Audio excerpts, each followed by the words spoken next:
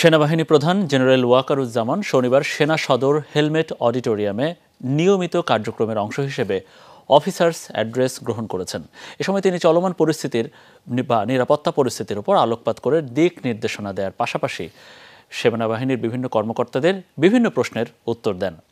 এ সময় সেনাপ্রধান যে কোনো পরিস্থিতিতে জনগণের জান, মাল ও রাষ্ট্রীয় গুরুত্বপূর্ণ স্থাপনার নিরাপত্তা নিশ্চিত করতে বলেন। সেনাপ্রধান আরও বলেন, বাংলাদেশ সেনাবাহিনী দেশের জনগণের আস্থার প্রতীক।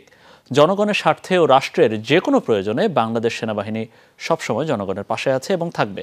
এছাড়াও তিনি সামাজিক যোগাযোগ মাধ্যমে চলমান বিভিন্ন গুজব সম্পর্কে সচেতন থাকার পরামর্শ দেন।